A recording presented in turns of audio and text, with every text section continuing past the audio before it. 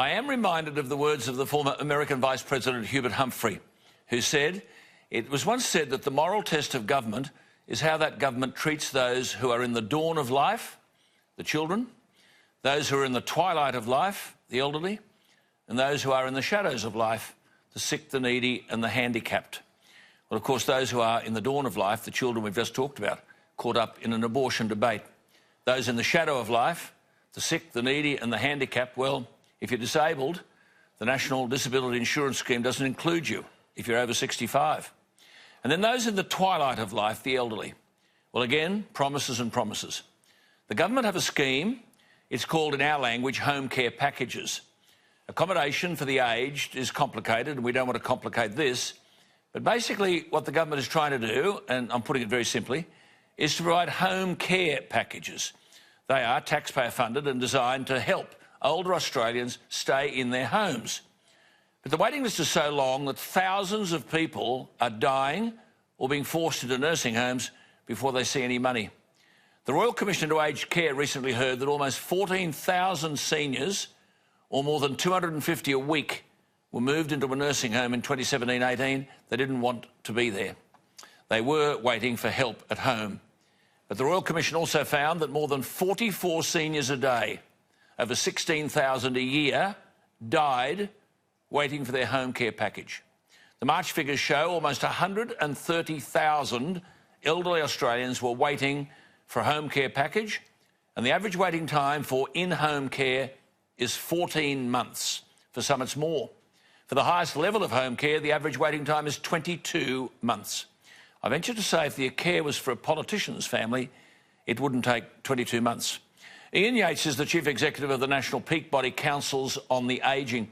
It is the peak body for councils in every state and territory in Australia. He has a BA from Flinders University. He's a member of the Australian Institute of Company Directors. He's an honorary Doctor and Emeritus Deputy Chancellor of Flinders University. He's joining us from our studio in Canberra on what is a rather disturbing story. Ian Yates, thank you for your time. I mean, the state of aged care, surely you'd describe that as a crisis, would you? Certainly in terms of our home care packages program, we face a crisis. We're in a crisis. As you say, there are more people waiting for packages than are receiving them, and they're waiting far, far too long. It is just unacceptable in modern day Australia that someone who's been assessed by a government test, right? It's not just a random doctor saying they need it. The government makes the test, and then they say, you're eligible, you need a package, and there are 4 levels of packages. Well, those very high levels of packages worth $50,000 plus a year are very similar in terms of need to being in a nursing home, and yet, as you said, people are waiting frequently 18 months or more for those high-level packages. Well, now, I've got correspondence here. I raised this with the Prime Minister at the beginning of the month, that 44 seniors a day, over 16,000 a year, are waiting for home care packages. Now, one listener wrote to me and said, "Alan, I have a level 4 package from aged care. I've been told there are no caregivers in my area. I only wanted a hand to shower and get my dinner in the evening. I've been told maybe I should go into a nursing home." Another one said, "I've been told I may receive a level 2 package by Christmas. It makes my life hard. I have no family to help me with anything. I'm unable to leave home without assistance.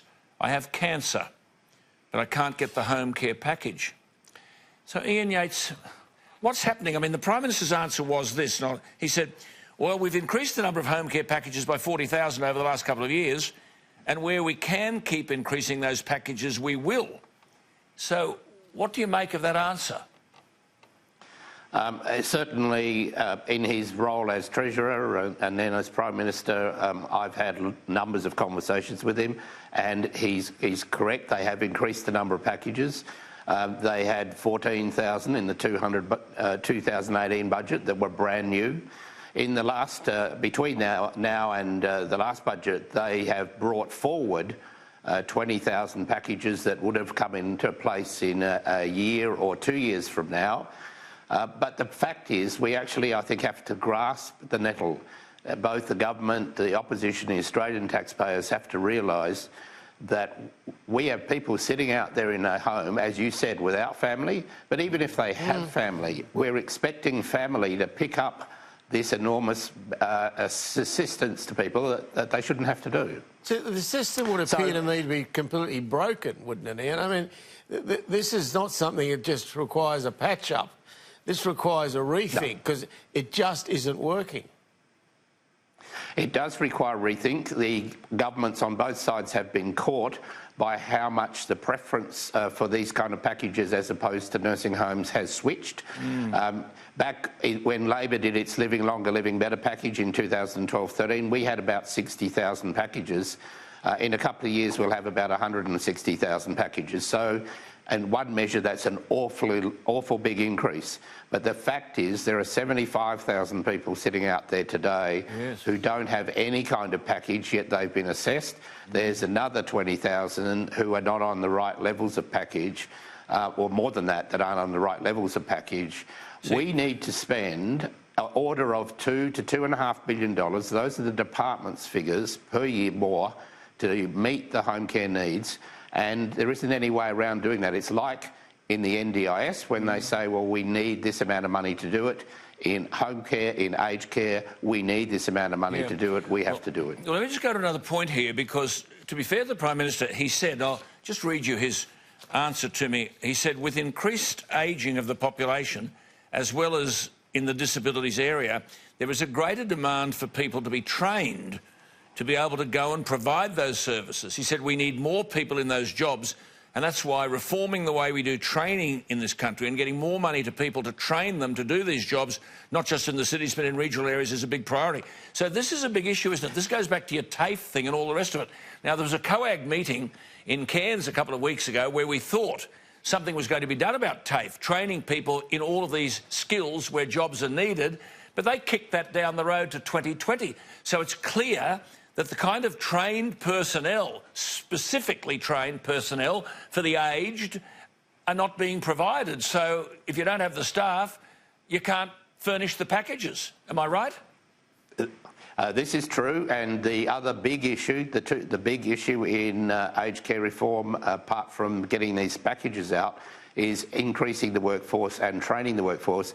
In the middle of 2018, the government received a report of a task force on the workforce in aged care, headed by Professor John Pelaez. I was on that task force. We recommended a whole range of measures that have to be put in place to upskill aged care workers, to give them career paths, to pay them properly. I can tell you that the bill for that would be at least $3 billion a year.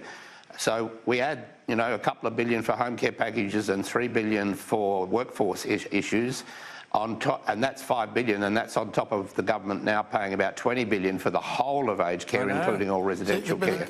The Gillard government left a couple of big bombs for the following government, if I can be critical of my own side, because she left the NDIS, but she also left Gonski. And so what she left was two massive expenditures, massive, that she didn't have to worry about, that her successors did. And when you think about that, I think that's where a lot of this went astray, because we actually just allocated a whole lot of money that we didn't have. Well, see, the problem is there's people watching us here, Graham, now who may not be, and Ian understands this, may not be confronting this issue now, but thinking, well, my mum and dad are 55 or 60. What's going to happen in 15 years' time? So we are all, this is why we're doing this here tonight. We are all involved here. I'll give you an example. This evidence to this Royal Commission is frightening. One woman gave evidence, and it takes a lot of guts to stand in there and say these things, and she talked about the harrowing experience, and she said one nursing home resident with cerebral palsy said that there are 2 staff members struggled each morning, to get 20 patients to the toilet, showered, dressed, and to the dining room for breakfast within 40 minutes. 2 staff. And there were changes to management at her nursing home which resulted in cuts to and rotation of staff. She said residents at her nursing home were told to go to bed at 9 p.m. because after that time it was only 1 staff member on duty for every 40 minutes. I mean, many people are saying this is the world my parents are going to enter. It's not a very comforting thought, Ian Yates. The world I might be entering. We'll look after you. You won't need that. Hey, Ian Yates, this is very discomforting, isn't it?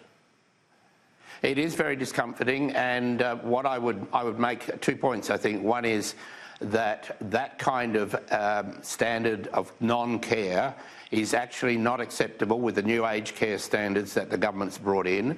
But there are providers out there today under financial pressure and in the same regulations who are producing really high-class care. There's no question about that. There are some good providers doing fantastic stuff.